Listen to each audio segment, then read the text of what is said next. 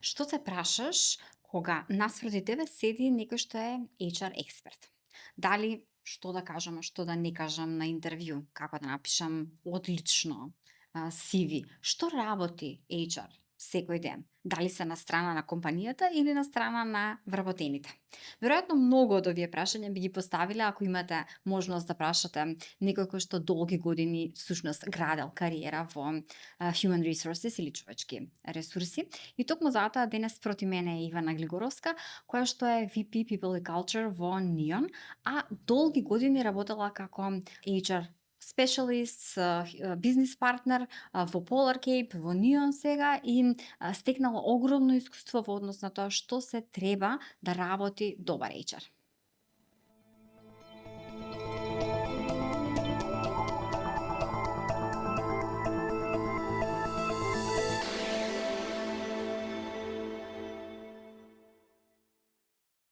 Ивана, драго ми е што си во Newbiz. Исто и на мене. Многу ми е мило што ме поканивте. Јас кога работа во телевизија, моите кои ти ги прашува што работи Наташа, па се гледаш што работи Евија на телевизија гледате. Арно кога преминав после во PR, во маркетинг, малку им беше потешко кога ти ги прашаат, а кај е сега што работи, да кажат што е како е. И сега од тука ми е инспирација за прашањево, што работи HR бизнис партнер? Работи се. Значи, од почеток до крај. Не, јас, например, многу и размислував околу тоа дека едно од првите прашања најверојатно ќе да биде околу HR бизнес партнер, а мене тоа всушност ми е предпоследната титула, сега ми е смената. Значи, од ноември наваму сум Deputy VP of People and Culture. Уште потешко. Баш така. Меѓутоа, зошто не дошло ред всушност и да го сменаме, бидејќи никогаш посебно не придавам значење на самиот назив. Работата практично покрива многу слични работи, само на различен начин. Дали е HR менаџерска, HR бизнес партнерска, VP за People and Culture, значи повторно работата е луѓе, значи со луѓето, со процесите во компанијата, балансот помеѓу бизнисот и задоволството на вработените. Меѓутоа има значи мали разлики помеѓу сите тие. Например, HR менаџерот е на некој начин пооперативен или би требало да биде, значи во зависност од колкава е компанијата, па колку има подулоги, нели под таа позиција, значи кој што се во HR секторот, е пооперативен, додека HR бизнес партнерот е постратешки.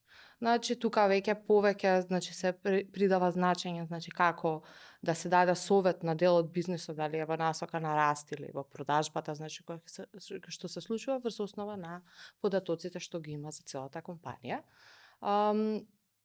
Значи мали се разликите во помали компании, значи практично слични или исти функции се покриваат или делумно се работат и двете работи, така што не би можела да речам специјално ова не е моја работа за некој дел од тоа што треба да се покрива, а ова е само моја работа.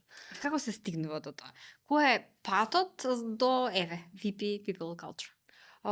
Значи патот во Македонија барем почнува од еден обичен HR генералист. Обичен, кој кажам, баш под наводници, бидејќи HR генералистот практично го покрива сето она што понатаму, значи и сите други улоги го покриваат, меѓутоа, да речеме во помала компанија, кога нема други дополнителни луѓе на кои што може да се потреба сопствениот тим. Така што HR генералист покрива најчесто во Македонија од рекрутмент до се останато што е потребно во компанијата. Што се останато би значило и евенти организација, и планирање на некои посериозни, да речеме, тимбилдинзи, во легалниот дел, во HR администрацијата исто така активно ангажирани вклуча и така натака. Така и јас сум почнала, значи од рекрутација, најмногу. Од ДНМ2, па се понатаму. Да. Кога велиш јас сум почнала. Сега си во Neon, претходно бевте Polar Cape, така. Ако се навратиш наназад по однос на кариерниот пат, развојот, што е нешто како milestones ги гледаш? Што било пресвртно, клучно, момент на напредок? Може би негде кај што си мислила, овде заостанувам или се враќам чекор назад, или има причина зашто се враќам чекор назад, зашто побрзо се напредувам? Па, ајде да се вратам тогаш многу поназад, значи бидејќи кариерата во Македонија, барем на нас децата од 80-тите родени, не ја биравме сами, не бираше некако на некој начин. Немаше премногу опции, така што и факултетите ги запишувавме, ајде да видиме кај ќе одиме, до кај ќе стигнеме и послам тоа, ајде што има да се почне со работа, така и мојата кариера всушност мојата прва работа, бидејќи не било тоа мојата прва кариера, беше во продажба, во осигурување. Така најдов работа после факултет. Така што од тука натаму ќе издвојам клучни моменти како пресврти кога сум рекла ајде да пробам нешто ново или кога ми било понудено да пробам нешто ново, кога сум го прифаќала. Без разлика дали тоа после ме однало во вистинската насока или била грешка, значи барем сум пробала нешто ново. Таков момент беше, значи пробав да го работам во осигурувањето и продажбата и беше супер работа за таа возраст која имав со супер плата, значи која што можеше да се постигне. Меѓутоа, после 3 години работа сватив дека имам квалитети кои што не ги користам во таа работа, а ми недостигаат, например, не сум човек што многу се доживува како продажен човек, значи да убедувам некој. Така што во тој момент се појави некоја опција за постдипломски студии во скроз друга насока. Значи јас сум психолог, значи по диплома работев во осигурување и продажба и овдека излегува во другото HR, во Human Rights, значи Master Studies, кој што беа можност во тој момент и одлучив, значи да се запишам. Бев на моја задоволство примена, меѓутоа беа во Сараево, значи тие постдипломски студии траја година или две, научив скроз комплетно нова насока, значи бидејќи тоа е повеќе правна струка, значи со нешто што до тогаш не сум се сретнала, меѓутоа беше извонредно искуство и нели како секој млад човек мислев дека сега ќе уменувам светот бидејќи оваа насока е многу интересна. За жал не беше тоа така баш возможно. Повраќањето во Македонија, опциите за вработување во таа насока беа многу мали, така што дефинитивно бев одлучена не се враќам повторно во осигурувањето. И тука дојде на ред, значи нешто што многу претходно го избегнував, работа со мајка ми. Да? А што беше работата? Човечки ресурси. Аха, значи ова семеен бизнис е. На некој начин, да. Меѓутоа, нели, барајќи јас работа, нели, по мојата работа со ништата или нели како ќе го поменуваме светот, тоа беше една од опциите. Во тој момент мајка ми работеше, мислам имаше компанија која што се бавеше со консалтинг, значи во човечки ресурси и ја одлучив дека нема да седам дома, нели, додека јас сето тоа пробувам да го остварам, ќе пробам да поактивно да се занимавам со ова. Кажувам поактивно бидејќи мајка ми беше вклучена во сите овие активности цел мој живот, значи средно училиште па натака. Јас покрај нејза сум била во повеќе проекти вклучена, значи мене човечките ресурси во позадината на размислувањето секогаш ми биле тема. И овој пат, нели, почнав да работам активно, практично секој ден. И така некако после одредено време, бидејќи како што кажав, нели, одбивав да работам во фамилија, кој работел знае зашто го кажувам тоа. Си ја носиш работата дома, мислам не завршува тука. Така што после тоа аплицирав на пар работи и тука беше веќе случајно како јас стигам до мојата кариера како HR професионалец во IT индустрија. Случајно од мојата прва работна место па натаму, значи само си се продолжуваше таа патека. Се рече HR професионалец во IT. И тоа е нешто што генерално го гледаме како важна дистинкција. HR било каде на друго место се разликува од HR во IT како? Не би рекла дека се разликува, значи практиките се тие, потребите се тие.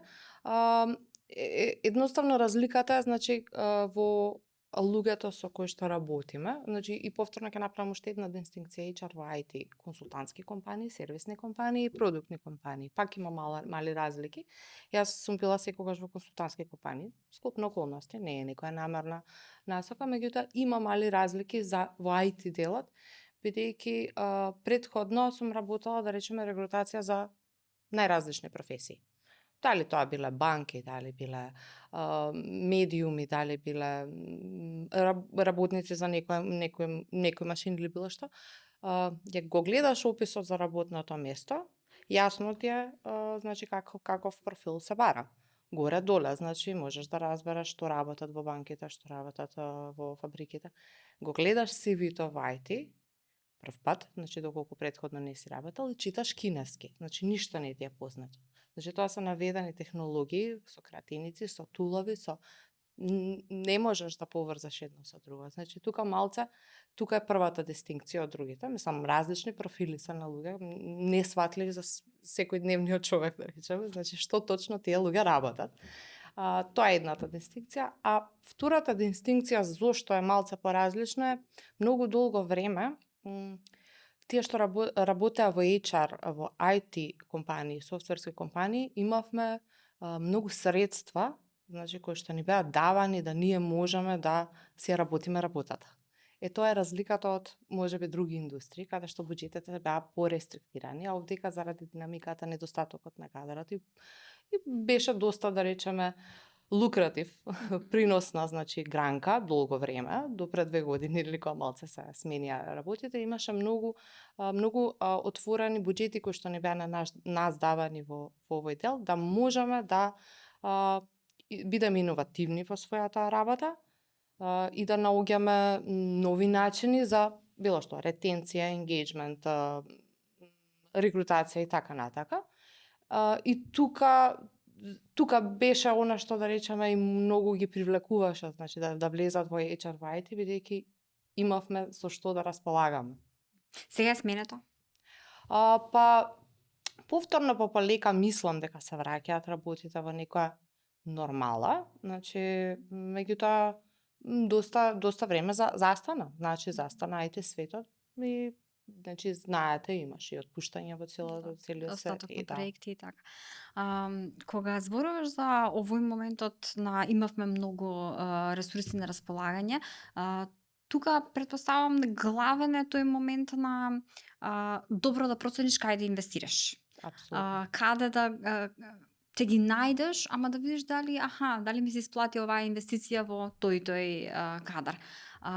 Што гледаш како важно зелено знаменце, а што како важно црвено знаменце во тој процес на проценка ова е добра инвестиција или тој човек е добра инвестиција? Ако збориме само за регрутација, значи има многу работи кои што нели ги согледуваме на еден HR разговор.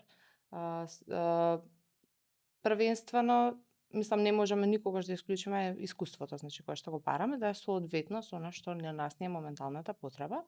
Меѓутоа, не е тоа клучниот и пресуден фактор, значи зависи од компанија до компанија, значи некои си имаат различни правила, меѓутоа, еве, во повеќето од компаниите јас кај што имам работено, она што го викаме cultural fit, значи на македонски ми е многу тешко да ги наоѓам термините кои што ги користиме нели по HR делот, меѓутоа она да одговара на културата која што веќе имаме во компанијата е многу пресудно. Сега што значи тоа? Тоа не значи дека ние ги дискриминираме луѓето бидејќи не ни се допаѓате, нема добро да се дружиме. Напротив, значи гледаме и на тие луѓе, значи по начинот на кој што тие сакаат да се однесуваат, дали сакаат индивидуално да се поставени или тимски да работат или се интровертни, екстровертни, имаат различни потреби во секојдневието, значи дали, еве да речеме сега, работат само од дома, работат само во канцеларија, и така натака. Значи на некој од нив, ако културата на оваа компанија е вака поставена, значи и повеќето вака се однесуваат, на нив нема да им биде добри. Тие нема да се вклопат, што би значило дека би дошло до одење од компанијата порано што го посакуваме. Значи не е дека ги дискриминираме зашто на нас не ни се допаѓа, туку и на нив можеби оваа компанија не им е совршеното место за работа. Еден од клучните моменти. Сега што се случува после регрутирањето? Знаеш, еве, се вработи и тоа е тоа, ама не е тоа, особено од позиција на HR, воопшто не е тоа. Што Не. се друго после работите? И од аспект на осигурување на продуктивност, проценка на ефикасноста, задоволството на тимот, континуирана едукација, развој, кариерни перспективи. Се. Значи посланта Како изгледа тоа? Тука значи послам вработувањето на еден човек, значи мора да му е обезбедено прво многу солиден онбординг, да речеме тоа е еден дел кој што во HR-от треба да ја земе на многу да се смета за многу озбилен процес, бидејќи тука ја запознава компанијата. Вие можете да имате прекрасна компанија, ама ако немате начин да му ја представите на човекот, нема да го има првиот впечаток добар за компанијата. Значи, што е онбординг процес? Се состои од многу етапи, меѓутоа треба да е убаво поставен, да му се срочени сите информации, да му се достапни, да му се презентираат каде се тие, да знаат за што кого може да го контактира, на кого може да се подпре. Значи, да не биде само фрлен на работното столче и послам тоа, значи да не знае како да функционира во остатокот од денот, неделата, следните 2 месеци, 3 месеци и така натака. Значи онбординг процесот во првите месеци е клучен за создавање нели за слика за компанијата, за тимот и за процесите како ќе функционираат.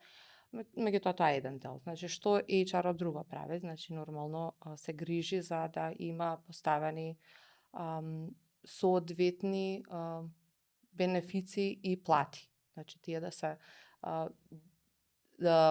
истражани како што се на пазарот соодветно во моментот поставени, значи да секогаш може да се подобруваат, значи да се адаптираат на тоа што се потребите на вработените. И тоа е значи во плати и бенефици.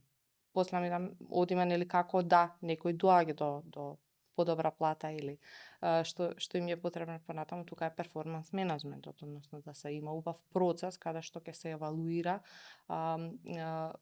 работата на вработените, меѓутоа и соодветно да се наградува после тоа. Понатаму имаме нели сите други останати, значи алатки кои што ги имаме за engagement и retention. Сето ова значи што го спомнуваме нели е дел од културата со тоа и employer брендот. Employer брендот како го представуваме после тоа, како го вадиме нели пред остатокот од публиката, да не запознаат како работодавец и исто така дел од HR. HR работат HR процесите. Во целиот овој раста нови регрутации нели доаѓаат до многу промени во компанијата со тоа, во комуникацијата. Значи потребен е едно поставено организацијски девелопмент, односно наш change management што го викаме, значи да може да се предвидат промените кои што ќе настанат, значи од било што ќе биде ново, дали нови производи, продукти, сервиси, дали само зголемувањето на компанијата ќе донесе значи до некои потреби да се реадаптира за да може да функционира како што било и претходно или подобро.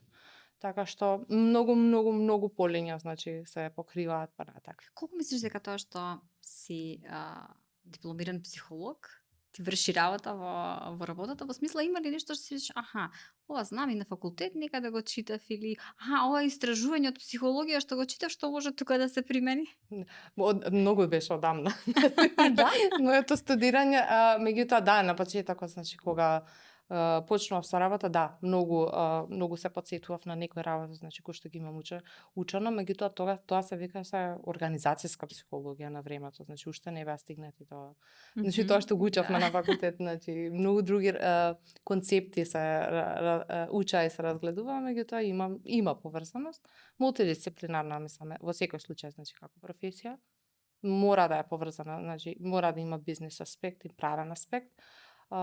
Клучно исто за еден HR менаџер или посебно бизнис партнер да го знае бизнисот во кој што работи многу добро, знаки тој бизнис акимен да му е совладан, бидејќи нема како инаку да советува правилно. Сега, ако зборуваме за еве, можеби овој процес на регрутација, можеби процесот на селекција на кое CV да го погледнам. Веруваш ли дека може да се случи, затоа што вете има таков тип на системи кои што ја прават првата селекција со вештачка интелигенција, првиот скен можеби на CV-то оди по некоја автоматизација, ги има овие киворди, ова може да иде лево, ова може да иде десно, ова е во фолдерот да ги види човечко око, фолдерот ги дискартираме, не се за кај нас. До каде може да оди тоа? Како гледаш на тој процес на автоматизација и вклучување на агенти со вештачка интелигенција во вашата работа? Многу актуелна тема. Значи, цело време сега во сите, да речеме, конференција баш што посетив пред неколку дена и во нашата работа ја дискутираме и ќе има промени, не само што има промени до сега, ќе има и понатаму доста промени, на кои што мораме цело време да се адаптираме, меѓутоа во моментов ситуацијата ако ја евалуираме како е поставена, не можеме комплетно да се потпреме, значи на предселекцијата барем за CV-а, од повеќе причини. Значи, сепак прво треба да е CV-то напишано на соодветен начин за таа вештачка интелигенција, значи која што го чита и ги споредува keywordсот, да го препознае како соодветно, значи за сите потреби.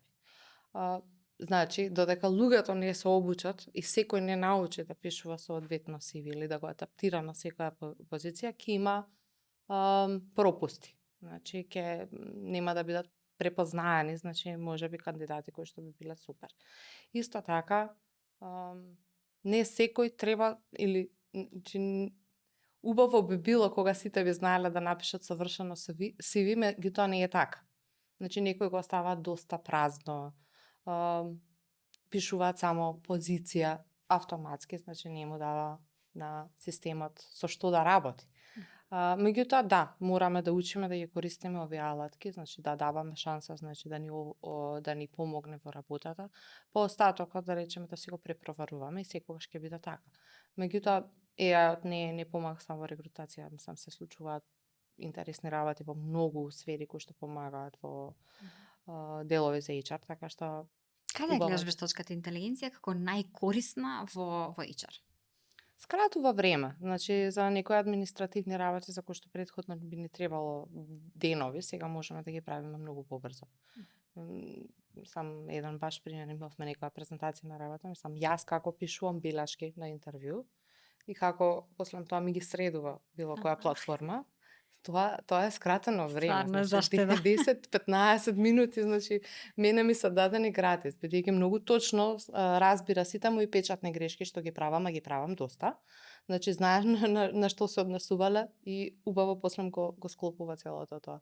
И бидејќи нон-стоп работи со тебе, учи и на тоа кои ти се најчестите тајпот што ги правиш, каков ти е стилот на куцање, баш ти е добар пример.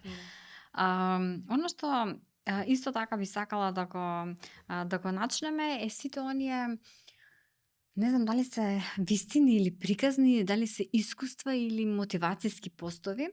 Сигурно си налетела, можеби на видео, можеби на LinkedIn пост, кај што регрутер или HR специјалист се зборува за тоа како имав таков и таков кандидат, по ништо не се вклопуваше за позицијата, ама ете јас решив интуитивно да му дадам шанса и се покажа дека ми е најдобрата одлука. Колку често се случуваат такви работи во реалноста? Знам дека е мотивирачки да го прочиташ, ама колку е реално? Прво, значи, не можеме да знаеме колку често, бидејќи најчесто нема да им дадеме шанса, нели? Сам бидејќи нели не поминала една фаза, втора фаза, имаш задршки, процесот мора да продолжи понатаму, освен ако единствениот кандидат во тој случај нема да даде шанси, тогаш не знаеме. Меѓутоа имало ситуации во двете насоки, значи и во оставил многу лош печаток, мислиш дека се влечеле буквално зборови со клешти на интервју и така натака, викаш Не знам, значи можеби и знае човеков, ама ете како А да го имаш нешто стомак ти вели, Да. абе не е лошо, не.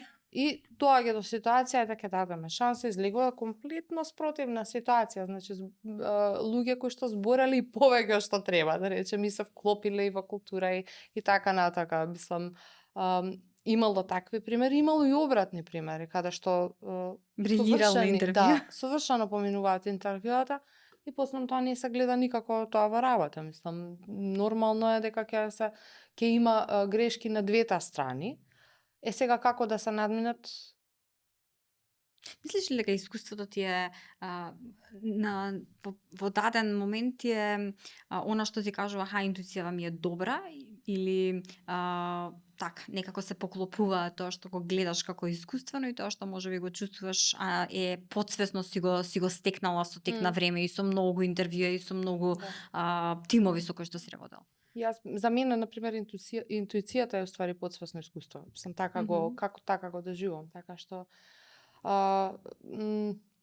свесно што можам да кажам е дека 95% од ситуациите кога знам дека втора шанса на одредени кандидати нема да биде потребна, и така излегува. Значи некој што еднаш направил вака, следниот пат го повторува истото.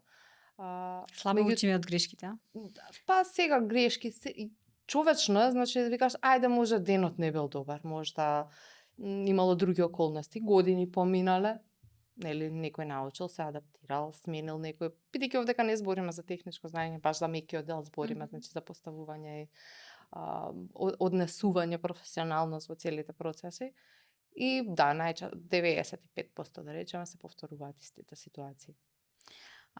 И уште една работа која што често се коментира, особено на социјалните мрежи, која ти речат HR ги штити интересите на компанијата, немој да додеш во HR, нема да ти ги решат проблемите што ги имаш. Подобре да дадеш отказ, отколку да додиш да се оправаш. Така треба. Апсолутно Како го коментираш тоа? Да, апсолутно неточно, бидејќи секој добар HR, значи не можам да гарантирам, нели има некои луѓе кои што едноставно стварно остануваат во позиција на кадрово. Меѓутоа, секој добар HR знае дека бизнисот не може без да успее, да биде успешен без среќни луѓе и обратно. Значи, не може да има среќни луѓе без стабилен бизнис. Значи, на нас не е работата некаде во средина. Меѓутоа, тоа што вработените, односно луѓето со кои што работиме, не го знаате дека ние тивко ги правиме работите. Значи, ние не се експонираме, ниту бараме заслуги за нешто на некого ќе му решиме проблем. Некогаш на некого му се решени проблем без да отиде во HR, само зашто дознал HR. Меѓутоа, нема друг начин, освен ако ние не ја имаме информацијата, да подобриме нешто. Значи, затоа ние секогаш се молиме кога имаме онакви engagement survey или било какви анкети, значи за задоволство во компанијата, значи се молиме, одговорете ги, заради тоа што инаку немаме врз основа на што да правиме акции кои што ќе нормално се за подобрување. Така што многу се битни информациите и комуникацијата.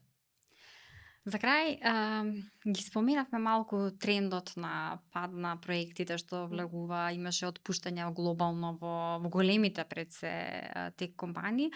Кои се трендовите и глобални кои што реално би се рефлектирале и кај нас во доменот на особено на IT индустријата и особено од аспект на кадар и на вработување?